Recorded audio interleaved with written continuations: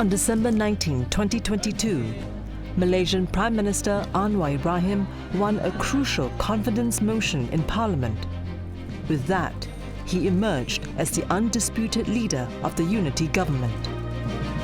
Brings other political parties under his wing, and it has also contributed to stabilizing the position of his own party.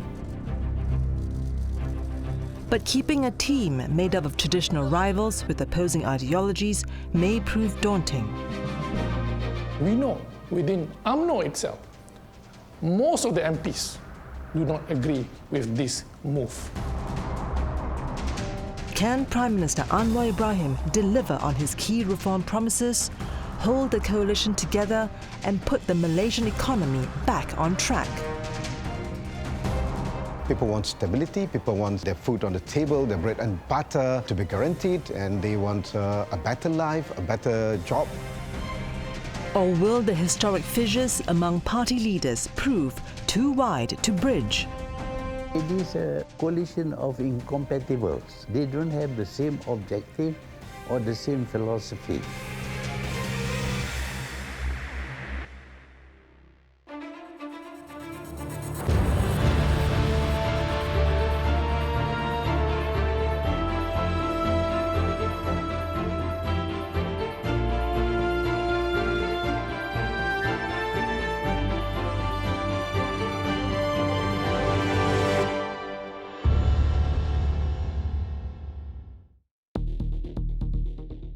On December 19 last year, a confidence motion was tabled in Parliament. Its key objective, to clear any lingering doubts over Prime Minister Anwar Ibrahim's parliamentary majority. The parliamentary sitting was convened after Perikatan Nasional Chairman Muhyiddin Yassin had questioned Anwar's parliamentary majority. He wanted to show that he had the support of not just his political party, Pakatan Harapan, but also the parties that were prepared to come along with him, like Barisan Nasional and GPS, Sarawak, GRS, Sabah, in order to work together and to show that they're capable of working together. He needed a vote of confidence. Anwar survived the test. He won the crucial confidence vote with a healthy majority of 148 out of 222 MPs in Parliament. The numbers exceeded the 112 seats or 50% threshold required for a simple majority to form the government. Malaysians went to the polls on November 19, 2022.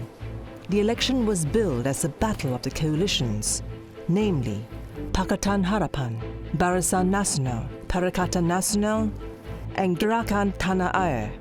But instead of producing a clear winner, the tight contest delivered a hung parliament for the first time in the nation's history. Pakatan Harapan secured the biggest share with 82 parliamentary seats. Muhyiddin's Perikatan Nasional came second with 73 seats. The two opposing coalitions began brokering alliances with other parties to meet the required 112 seats to form the government. The incumbent Barisan Nasional coalition, anchored by the United Malays National Organisation, or UMNO, suffered a major upset. It emerged with just 30 seats, with no way to form a government on its own. But it became the unlikely kingmaker in the tussle for power between Anwar and Muhyiddin. Together with political parties from the Borneo states of Sarawak and Sabah, they held the key to the formation of a new government. BN at first decided not to side with either coalition, opting to play the role of an effective opposition in Parliament instead. Without an outright majority, no government could be formed. Malaysia was entering uncharted waters. The king intervened to help break the deadlock. King Abdullah offered Muhyiddin a chance to work with his rival Anwar in a cross-coalition unity government. But the offer was rejected out of hand by Muhyiddin. We reject Anwar as our Prime Minister candidate because we have our own Prime Minister candidate, which is Muhyiddin Yassin. And also DAP, obviously, from Pakatan Harapan side. Yeah. You cannot collaborate with them. Because as we all know, once you be part of this government, in the cabinet especially, you have what we call collective responsibility. You're bound to act on consensus of the cabinet. So as we all know, Perikatan Nasional and Pakatan Harapan, especially DAP, we have many thorny issues that we cannot agree on consensus basis, UEC and others. So it will be very dangerous. It will be unstable, actually, if we were to be part of this government. The king then decreed that BN must be part of the unity government. The coalition had a choice of working with either Pakatan Harapan or the Malay-centric coalition of Perikatan Nasional. Surprisingly, BN chose to work with one-time bitter rivals, Pakatan Harapan, with its leader, Anwar. BN's closest rival, particularly UMNO in BN, is Bersatu. And Bersatu happens to be in Perikatan Nasional. So what does this mean? Because they are fighting for the same seats. So what that leaves behind for UMNO? Do they work with something that they have the ground has already rejected, to work with the DAP and Anwar, or do they work with their rival? There is a lot of bad blood between UMNO and Bersatu, especially since many Bersatu leaders were UMNO leaders and had decided to leave UMNO. So in the present circumstance, it is much more acceptable within the UMNO ground to work and to give this unity government a chance. After days of political uncertainty, a new government finally took shape. It comprised not only of parties linked to the Pakatan Harapan coalition, but also an alliance between PH and its once fiercest rival, UMNO, along with Sarawak and Sabah-based parties, GPS, GRS and Warisan. The political impasse from the hung parliament was finally over. And on November 26, 2022, opposition leader Anwar Ibrahim was sworn in as Malaysia's 10th Prime Minister. Muhyiddin Ibrahim setelah dilantik memegang jawatan seorang Perdana Menteri. But clearly, the battle for the premiership did not end there. Muhyiddin asked Anwar to prove his majority in parliament. That prompted Anwar to call for a confidence motion during his first parliamentary session to prove his legitimacy. I think there was this rumor saying that Muhyiddin Yassin secured the majority of MPs' votes, individual MPs, and he should be given the right to form the government. But of course, there's another point of view saying that with the anti-hopping laws, that members of parliament should showed support to a particular candidate on the basis of the party support. So I think on those grounds there's these differences, and probably that's the reason why there was some unhappiness on Muhyiddin Yassin's camp, saying that maybe they have secured the SDs for him to be named the Prime Minister. Anwar sailed through the confidence motion with ease. He won the vote with comfortable majorities, backed by 148 out of the 222 MPs in Parliament. But only after he led party chiefs to sign a memorandum of understanding which subjected MPs from the ruling coalition to support him and his administration or risk losing their parliamentary seats. The Prime Minister feels insecure to the extent that he not only wants to have a majority, but he wants to make certain that the majority stays with him. And for that, they have to sign an agreement that they will not go against him, that they will support him. The opposition, however, slammed the pact, claiming that the MOU was illegal, undemocratic and unconstitutional. How they mooted the MOU, which to me a very much arm-twisting method against their MPs to support Anwar Ibrahim as Prime Minister. So perhaps in order to cover up their weaknesses in gathering support, they use the palace to justify whatever they try to achieve, to remove any MPs, according to the MOU, who are deemed to go against the party's decision. So I think this is unconstitutional, and as I said earlier, is an arm twisting democracy. But former Education Minister from the first Pakatan Harapan government, Dr. Mazdi Malik, disagrees. He instead points to how Muhyiddin came to power in 2020. Instead of a parliamentary vote, Muhyiddin's claims of legitimacy was based on SDs, or statutory declarations of support submitted by MPs.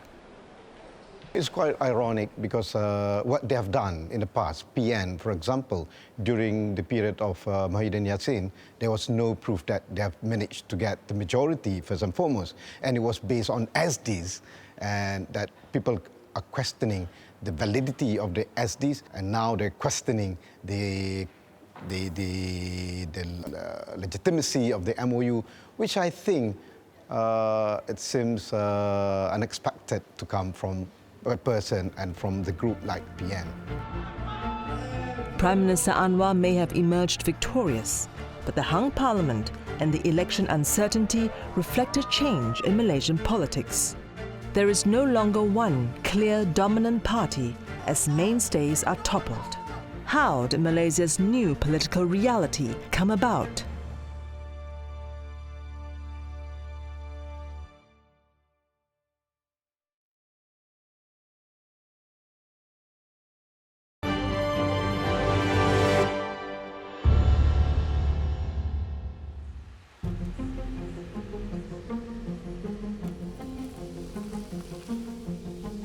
"47-year-old freelance editor Azizan Ruban was once an ardent supporter of Malaysia's grand old party, the United Malays National Organisation, or UMNO.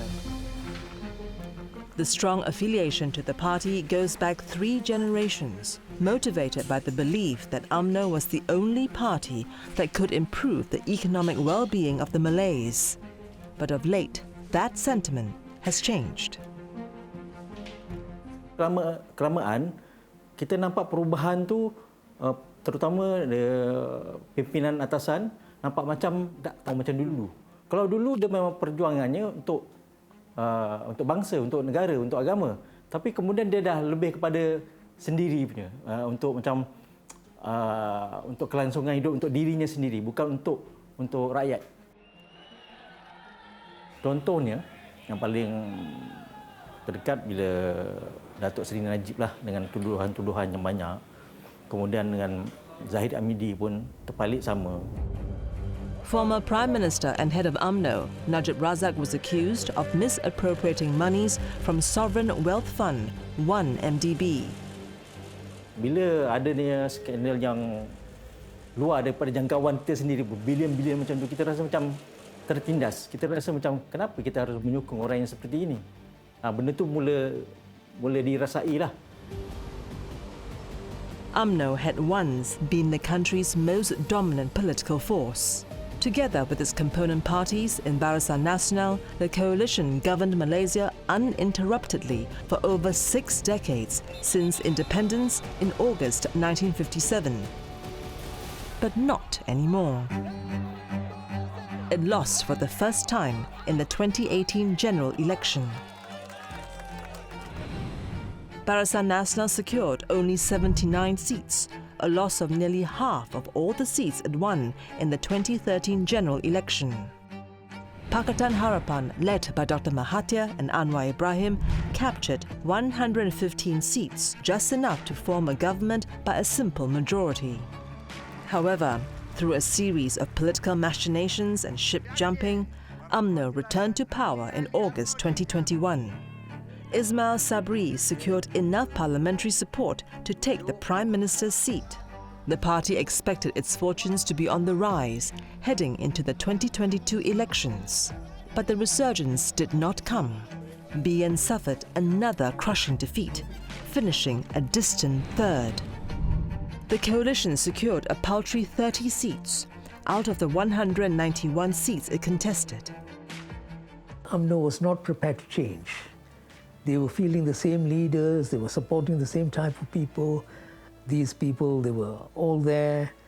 Those who were discredited, those who were totally tarnished.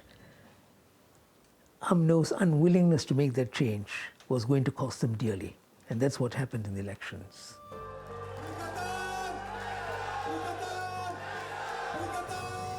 I think the success of PN was unexpected.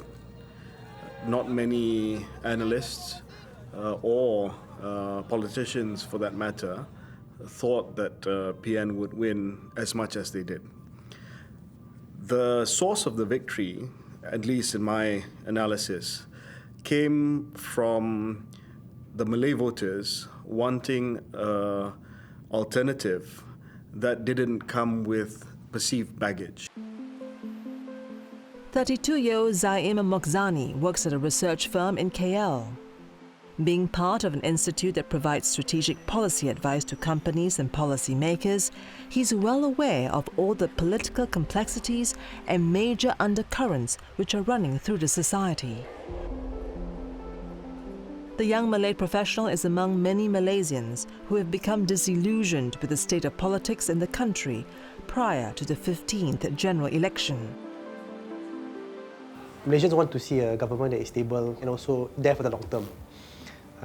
Economic issues are important, right? Cost of living, inflation, job opportunities, business, ease of doing business in the country. Now, you can't do all that if you keep changing governments and keep changing prime ministers. And more than that, it's actually the long-term economic vision for the country. We don't have that. For myself, when I voted in the 15th general election, I was very clear. I wanted a clean government, but also a government that doesn't pander to racial and religious sentiments. Because Malaysia, like it or not, is a multiracial country. The decline of BN, however, marked the rise of another coalition, Perikatan Nasional, or PN. It is made up largely of Bersatu, a party led by former Prime Minister Muhyiddin Yassin, and the Islamic party PAS. In the 15th general election, Bersatu won 24 seats, while PAS 49, for a total of 73 seats. This is more than double what BN won.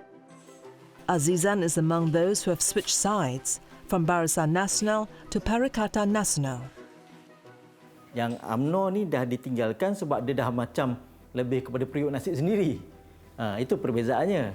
Dan kemudian Muhyiddin tidak ada, apa kata orang, nama-nama yang buruk untuk diwar-warkan. Dia clean pada masa tu. Jadi kita harus menyokong orang yang macam ni daripada kita menyokong yang korup. Terlalu banyak apa kata orang, korupsi yang telah berlaku dan benda tu tak nampak di mana penghujungnya. Caranya adalah secara undian dan terus stop untuk mengundi dan kita bagi peluang kepada kepimpinan yang lain. Maybe some Malays feel that UMNO has reformed, of course after the Najib Razak case, but maybe some felt that they have not been reformed enough. Because I think the baggage associated with corruption and with integrity issues is not solely about Datuk Sri Najib. It is something that is associated with the system within UMNO, other leaders within UMNO, and the general tradition of patronage politics within UMNO. According to the survey by Pollster Merdeka Centre just 2 weeks before the election, there's growing support for PN among Malay respondents, especially those aged 18 to 20. The survey showed 45% of the respondents preferred Muhyiddin as the Prime Minister, 25% for Anwar Ibrahim, and 15% for Ismail Sabri Yaakob. This despite some signs that BN was regaining popularity prior to the November elections. It had won state elections in Johor and Malacca months before. I think we were blindsided by a few things. Namely, we should have had the election probably right after we had the Johor state election or Malacca state election. But I guess we waited for like a year, and that gave our opponent, Perikatan Nasional, time to to collect the strength and resources to go against us during the G15, and we lost to them. Everybody was attacking us, and one of the things that attacked us was corruption, and unfortunately we didn't manage to shake that stigma against us, and we lost because of that. And a lot of the seats that we lost was to Perikatan Nasional, not to PH, unfortunately. After more than 5 decades in power, UMNO's longevity is now in question. It is too early to come to a definitive conclusion, but UMNO is certainly in a very deep crisis, and unless UMNO changes dramatically and addresses issues like corruption, governance, and questions of leadership, unless they do these things, I think UMNO is actually heading towards its doom. I see no other future for UMNO. The 2022 elections also saw the twilight of another stalwart in Malaysia's political scene. Dr. Mahathir Mohamad was once the president of UMNO and Bersatu during his illustrious career. He was Prime Minister from 1981 to 2003, and as part of the victorious PH coalition, took up the post again in 2018. But now he's coming towards the end of his political journey. The Pejuang Party, which he founded, was completely decimated in the election. All its candidates, including his son, Mukhriz Mahathir, lost their election deposits after failing to garner the minimum votes. They prefer to support Perikatan Nasional, which is largely a Malay party, because they didn't feel that Pejuang can do much. I think from what we hear after the election, is that they support our stand that we should look into the problems of the Malays.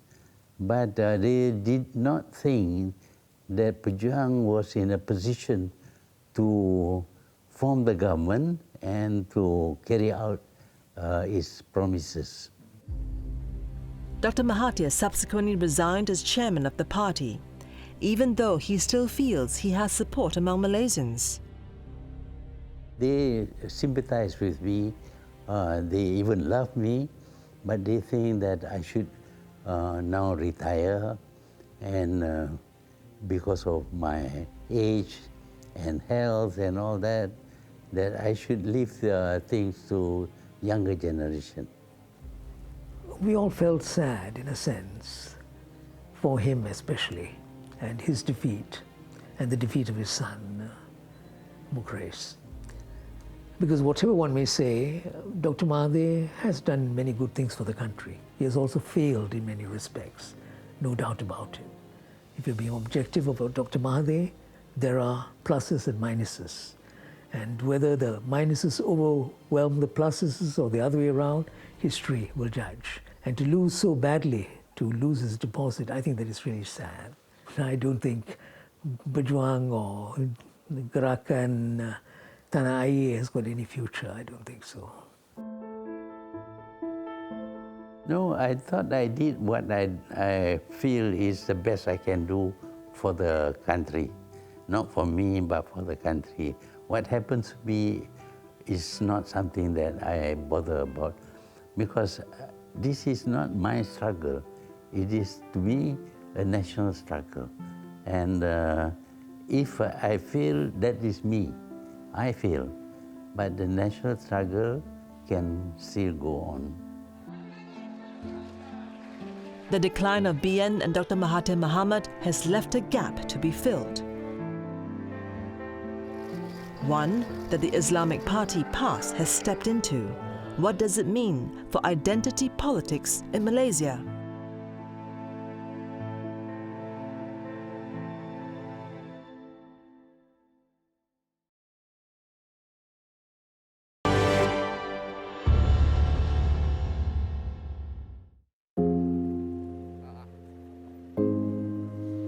"42-year-old Zul Amali feels more at home now with his new party, the Islamic party PAS. The former UMNO youth chief of Seremban in Negeri Sembilan left the party he grew up with for more than 20 years. PAS betul-betul memperjuangkan Islam dan orang Melayu lah.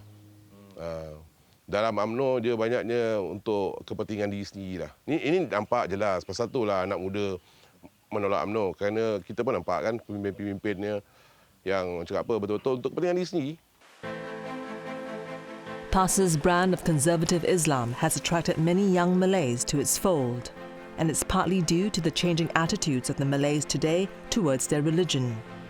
In a survey conducted by Malaysian pollster Merdeka Centre, 82% of youths interviewed agreed that the Quran should replace the country's constitution, up from 72% in 2010. The survey also found the number of Muslim youths attending religious schools has jumped from 48% in 2010 to 60% last year. If you look at the Merdeka Centre survey, there's some elements of conservatism, not only amongst youths but amongst the Malays in general. We see that pattern. We see that happening in the institutions as well. So that could have actually coloured some of their voting patterns, and that's probably the reason why parties such as PAS and Bersatu that plays hard on rhetorics of Islam and identity. Among those who have been attracted to PAS's political ideology is the 31-year-old financial advisor Nonajwa Hidayah. She joined PAS since she was 18 because of a belief that PAS is the only party which fights for Islam and the Muslims in the country. She is critical of the corruption scandals associated with UMNO's leaders, including party president Ahmad Zahid Hamidi.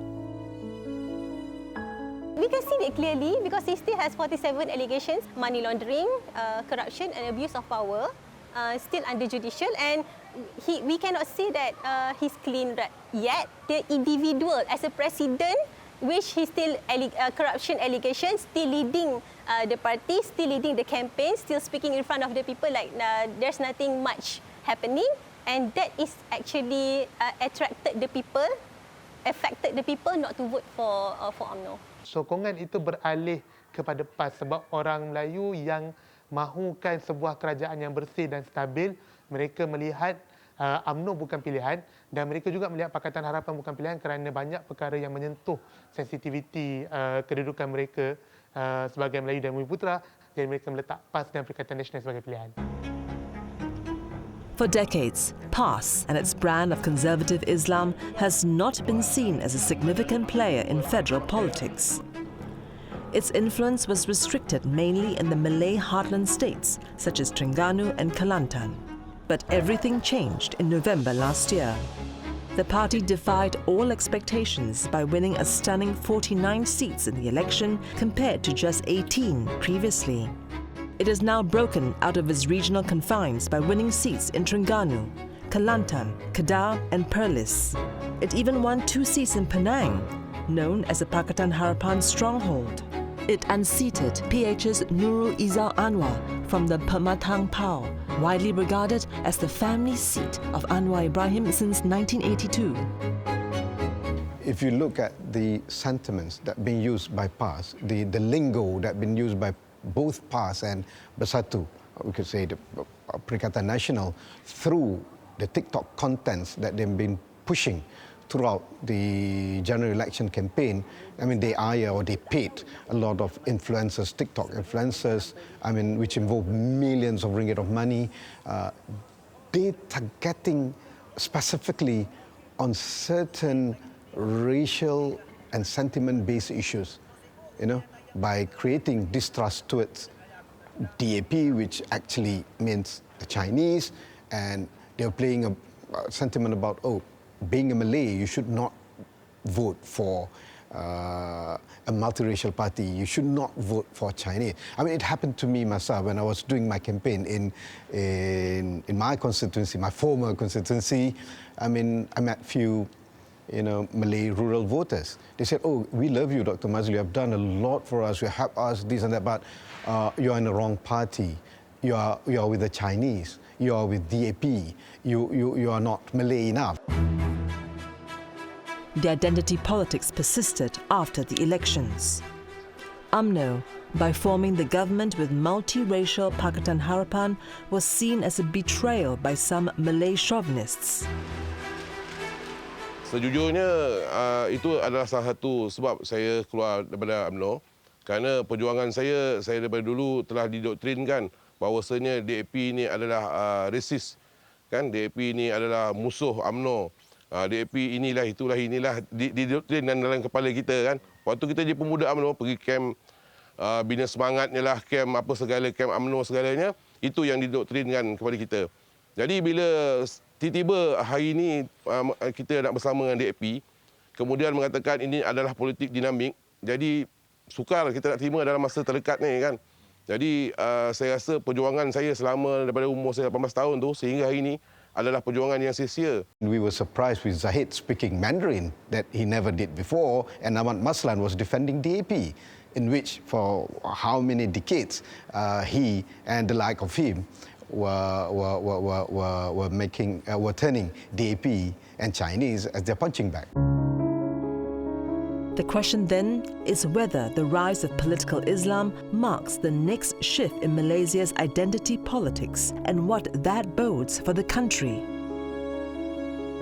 Political Islam has definitely gained momentum in this country, but not just Malaysia. I would say that it's been a trend for many other countries as well. In Europe, you see something similar.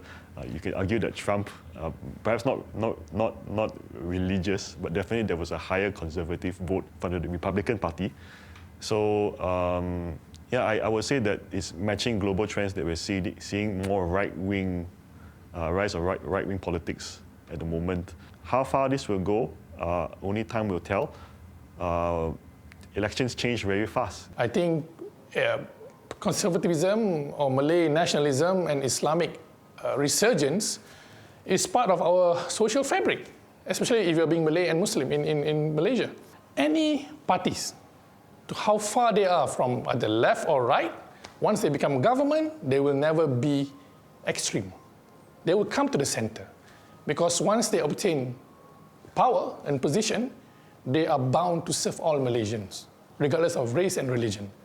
I don't see PAS being regarded as extreme or even radical because they have been in the government. Dr. Chandra Muzaffar offers a different perspective, that PAS's dramatic rise does not indicate the growth of political Islam, but rather a turn away from UMNO. All that has happened is that the Malays have become disillusioned with UMNO, and they've registered their disillusionment by supporting PAS, which they've done in the past. The example I always provide is what happened in 1999. 1999, UMNO and the BN, they were strong, but there was a major issue which discredited UMNO in the eyes of a lot of Malays, and this was the Anwar Ibrahim issue, the black eye. Remember the black eye issue? Because you had a Deputy Prime Minister imprisoned, beaten in jail, there was a groundswell of disenchantment with UMNO.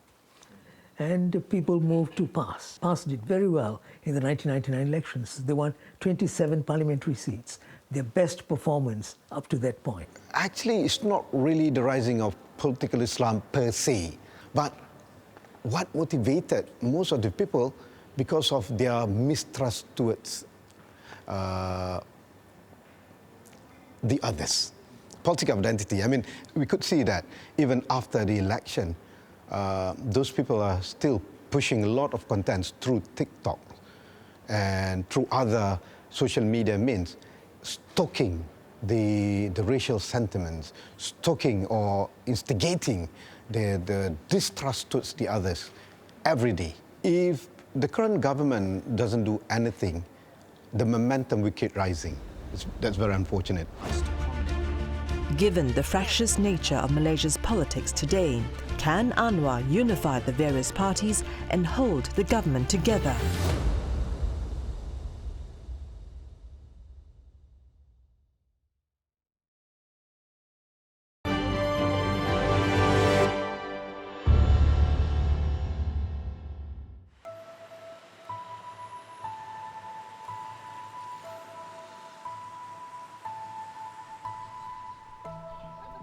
32-year-old Fei Lim is known in Malaysia as a social and conceptual artist. A graphic designer by training, Fei has done numerous digital photo restoration work and portrait paintings for members of the royal families and other VIPs. Art has become her way of conveying the message of unity to all Malaysians, regardless of their racial or religious backgrounds. I feel that the message of our diversity, I know anyone can say it. Like I said, anybody can say it. But for me as a young Malaysian, I want to show it how strong and unique we are when we are together. Fei was thrilled that Pakatan Harapan coalition has now been given another chance to lead the country. Fei was among those who had strongly opposed the 2020 Sheraton move, an internal political coup engineered by UMNO, PAS, Bersatu, and some members of PKR to bring down the Pakatan Harapan government led by Anwar Ibrahim and Dr. Mahathir Mohamad. When people do that, we can't relate to that because that's very evil, very selfish, very inconsiderate, very power hunger. So shame, very shameful. It brought shame to themselves, brought shame to the country, and caused a lot of problems, as you can see. Give people a chance to finish what they start. Everyone took the effort of voting for what we wanted, during that. And that part, I would say, really brought heavy disappointment to everyone who chose to vote. The government, 2018, like it or not, they had a mandate of the people. The rakyat had a say. 2020, Uncle Sheraton, we didn't have a say. And, like it or not, it was a bedrock government. If you're not happy with how the government is performing, call for election. Call for election, but do not change the government through this way. With the December 19 vote of confidence, Prime Minister Anwar has cemented his hold on the top job. But the alliances that make up his current government are more tenuous than the PH government that came to power in 2018. And now he has to respond to the problems of a slowing economy and the high cost of living. When talking about the rising cost of living, it's everywhere because we have yet to address the fundamental, the root cause of the problem.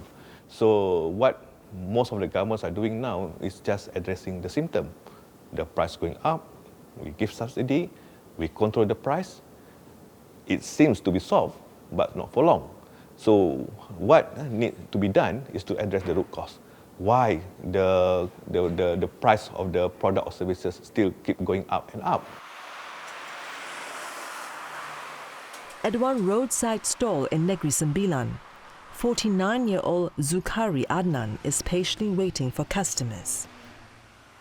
He used to own a boutique specializing in traditional Malay clothing at a shop in Johor. He also sold cooked meals in bazaars and government premises. But COVID-19 hit his sales really hard. He had to close down all his businesses and return to his hometown to set up a roadside store selling fried chicken. But sustaining his business has been hard due to skyrocketing food prices. Harga barang dah naik, kita orang takkan sekelip mata nak naikkan barang.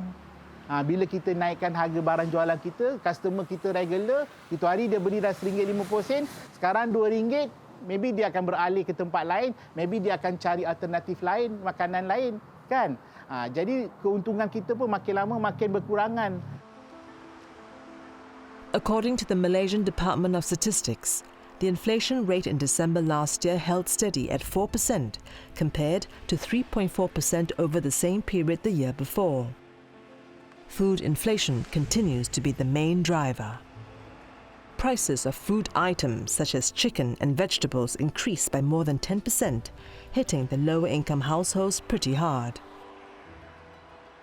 So if we look at around the region, Vietnam, Indonesia, these are economies that are catching up and perhaps potentially overtaking Malaysia very soon.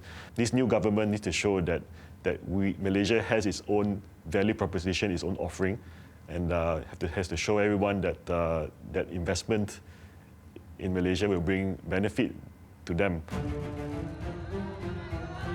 The Prime Minister has assembled a new economic team to deal with these challenges. He has appointed himself as Finance Minister to help in the post-pandemic economic recovery efforts. He has also appointed PKR's Deputy President Rafizi Ramli as Economic Affairs Minister and former Finance Minister Tengku Zafrul to helm the Trade and Industry Ministry. Of course, when we look into Tengku Zafrul appointment as MITI, when we look into Rafizi as the Economic Minister, both as even Ahmad Maslan as the Deputy Finance Minister, we can see that these people, they are professional, they have been involved in corporate world, they are young, and they are hardworking, enthusiastic, and they know what they are supposed to do now. And with Anwar Ibrahim as Finance Minister in 1994, who have managed to keep the growth of GDP for the country on average 9.23% during his time as Finance Minister. So the confidence factor is there. To hold the fragile alliance together, Prime Minister Anwar had to make some political compromise. He has given key roles to members from UMNO and GPS. PKR has 8 ministers, despite having only 31 MPs. Barisan Nasional, which won 30 seats, holds 6 ministerial portfolios. But DAP, on the other hand, has 4, although it has 40 MPs. Well, there are some unhappiness, but I think by and large, the community and our supporters understand our position. And we have made it very clear that the DAP is prepared to sacrifice for the larger good of the country. Because we know the alternative will be a government being led by PAS, which the Chinese community are very worried about. So I think on that note, the Chinese community and by and large the non-Malays, including the Indian community, supported our decision to be part of the government, even with a lesser representation in cabinet. I believe DAP supporters, they are pragmatic people. So Anthony has offered, if we don't get any ministerial positions, if you don't give it to us, it's fine, as long as it doesn't jeopardize this whole unity government. So they were willing to go that far, realizing that this time they really have to take a back seat. But the question is whether the unity government can put aside their differences. Having chosen to lie in the same bed, UMNO now would have to work with its longtime rival, the DAP. There are complications with regard to, I think, ideology, because UMNO and DAP are two opposing ideologically, opposing parties ideologically. So this is something that we need to sort out. Practically, I think it makes sense for us to go with PH because, they need the Malay votes and we need the non-Malay votes. It is a coalition of incompatibles. They don't have the same objective or the same philosophy. And yet they found a need to work together, so they overlook all their past statements, past promises, in order to form this coalition of incompatibles. It is a risk that you must take, but it is also what kind of Malaysia do you want to see? Do you want to see a single ethnicity political bloc that runs the government? Or do you want to see what we have seen in Malaysia for the last 60 years, a coalition made of multiracial parties or multiracial partners that come together? In the case where UMNO takes the risk and works together with DAP in saying that this is the middle ground that is the best for Malaysians, regardless of ethnicity or religion. However, there are some factors that could help Prime Minister Anwar keep the unity government together. In July 2022, a bill was passed to prevent party hopping. MPs who switch political affiliations would trigger a by-election for their seat. This effectively prevents a repeat of the Sheraton move. Also, those seen as engineers of the Sheraton move, like Azmin Ali, lost their seats in 2022, a sign that the public was not willing to let those who orchestrated the internal coup go unpunished. The public doesn't want to see things like this happen. They've had enough of that. 3 prime ministers in the course of 4 years, they don't want that sort of thing to be repeated. The November 2022 elections marked a change in Malaysia's political reality. No longer dominated by one group, minor parties can now tip the balance of power. At the same time, identity politics still play a key role and in some ways have become more entrenched. The 15th general elections also marked the rise of Anwar Ibrahim, finally claiming the premiership after a 2-decade struggle. How well he governs now that he has the top job will depend on keeping the tenuous alliance of his unity government together. We will never compromise. Issue of good governance, issue of anti-corruption drive, issue of judicial independence, and more importantly, the issue of the welfare of the ordinary rakyat.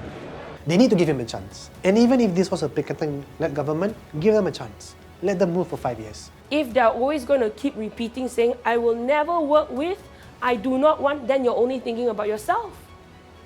You're not thinking about us as a whole nation, holistically. We accept this government.